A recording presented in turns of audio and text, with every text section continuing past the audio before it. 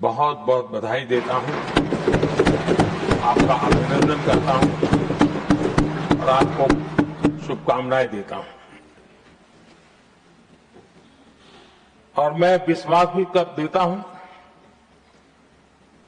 कि सभी इस सदन में बैठे हुए माननीय सदस्य ये उच्च सदन की गरिमा को संभालते हुए आपकी गरिमा की भी सदा सर्वदा चिंता करेंगे, मर्यादा रखेंगे, ये मैं आपको विश्वास दिलाता हूं।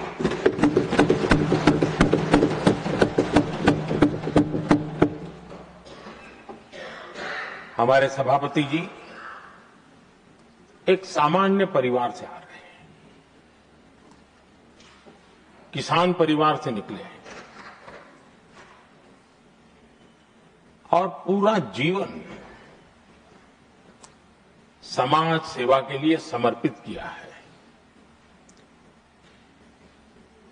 समाज सेवा ये उनकी निरंतरता रही है। राजनीतिक क्षेत्र उसका एक पहलू रहा है, लेकिन मुख्य धारा समाज सेवा की रही है। समाज के प्रति समर्पित होकर के जितना कुछ अपने युवा काल से लेकर अब तक वो करते आए हैं, करते रहे हैं, वो हम सभी समाज सेवा के प्रति रुचि रखने वाले लोगों के लिए एक प्रेरणा है, एक मार्गदर्शन है। सामान्य परिवार से, सामान्य समाज से, सामान्य राजनीतिक जहां अलग अलग करवट बदलती रही है, उसके बावजूद भी आपका यहां तक पहुंचना, हम सबका मार्गदर्शन प्राप्त होना, ये भारत के लोकतंत्र की सबसे बड़ी ताकत है।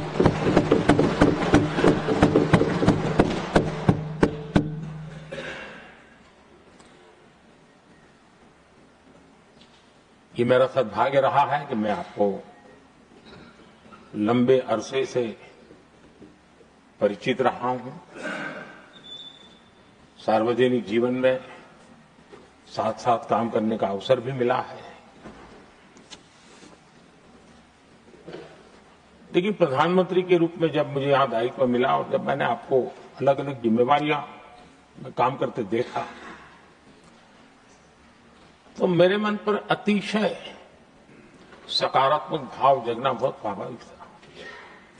क्वायर बोर्ड के चेयरमैन के रूप में हिस्टोरिकली हाईएस्ट प्रॉफिट वाली इंस्टीट्यूशन में कन्वर्ट करना, यानी आपका किसी संस्था के प्रति समर्पण हो तो कितना विकास किया जा सकता है और कैसे दुनिया में उसकी एक पहचान बनाई जा सकती है, वो आपने करके दिखाया। आपको भारत के कई क्षेत्रों में बहुत कम लोगों को ऐसा अवसर मिलता है। आप झारखंड में, महाराष्ट्र में, तेलंगाना में, पुडुचेरी में राज्यपाल, लेफ्टिनेंट गवर्नर अलग अलग दायित्व संभालते रहे और मैं देखता था कि झारखंड में तो आदिजाति समाज के बीच जिस प्रकार से आपने अपना नाता बना दिया था, जिस प्रकार से आप छोटे छोटे गांव तक दौरा करते थे, वहां के मुख्यमंत्री बड़े गर्व के साथ इन बातों का जब भी मिलते थे जिक्र करते थे और कभी कभी वहां के राजनेताओं के लिए भी चिंता होती थी कि हेलीकॉप्टर हो या ना हो, इसकी कोई परवाह किए बिना जो गाड़ी है आप चलते रहते थे, रात को छोटे छोटे स्थान पर रुक जाना। ये जो आपने एक अपना सेवा भाव था, उसको राज्यपाल के पद पर रहते हुए भी जिस प्रकार से आपने उसको एक नई ऊंचाई दी, इससे हम भली भांति परिचित हैं। मैंने आपको एक कार्यकर्ता के रूप में देखा है, एक सहयोगी के रूप में हम साथ काम किए हैं, सांसद के रूप में देखा है,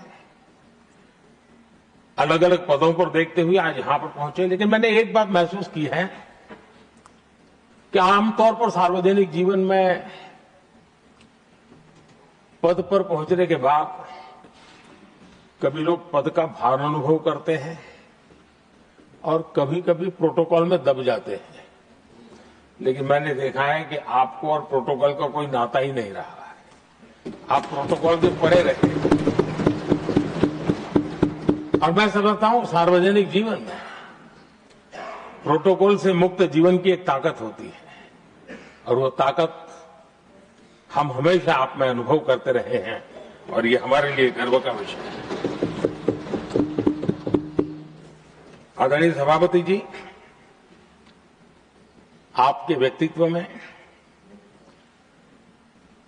सेवा, समर्पण, संयम, इन सभी बातों से हम भली भांति परिचित हैं। वैसे आपका जन्म तो डॉलर सिटी में हुआ और उसकी एक अपनी पहचान है, लेकिन उसके बावजूद भी आपने अपनी सेवा का क्षेत्र अंत्योदय को चुना। आपने हमेशा एक डॉलर सिटी के भी उस तबके की चिंता की जो दबे, कुचले और कुछ वंचित परिवार थे, उनकी चिंता की। आदरणीय सभापति जी, मैं उन दो घटनाओं का जरूर जिक्र करना चाहता हूं जिसको कभी मैंने आपसे, आपके परिवारजनों से भी सुना है और जिसने आपके जीवन पर बड़ा प्रभाव पैदा किया है। बाल्यकाल में अविनाशी मंदिर के तालाब में आपका डूबने की संभावनाओं के बीच की अवस्था आपके लिए हमेशा रहा है कि मैं तो डूब रहा था, किसने बचाया, कैसे बचाया पता नहीं, मैं बच गया। और ईश्वर ने कुछ आप पर कृपा की, इस प्रकार का भाव आपके परिवार के लोग हमेशा बताते हैं। और दूसरा जो हम सब बहुत बारीकी से जानते हैं, जब कोयम्बतूर में लाल कृष्ण आडवाणी जी का यात्रा होने वाली थी, उसके कुछ समय पहले एक भयानक बम ब्लास्ट हुआ। शायद 60-70 लोग मारे गए। भयंकर बम ब्लास्ट था और उस समय आप बाल बाल बच गए थे। इन दोनों में जब आप ईश्वरीय शक्ति का संकेत देखते हुए अपने आप को समाज के प्रति अधिक समर्पित भाव से काम करने की जो आपने वजह के रूप में उसको कन्वर्ट किया, ये अपने आप में एक सकारात्मक सोच से बना हुआ जीवन का प्रतिबिंब है। आदरणीय सभापति जी, जो एक बात मैं जानता नहीं था लेकिन अभी मुझे पता चला, आप शायद अभी उपराष्ट्रपति बनने के बाद काशी गए थे और आपका काशी का दौरा था, तो एक सांसद के नाते स्वाभाविक रूप से मेरा मन वहां सब कुछ ठीक ठाक हो ही रहता है। लेकिन आपने वहां एक बात बताई जो मैंने सुनी, मुझे मेरे लिए नई बात थी।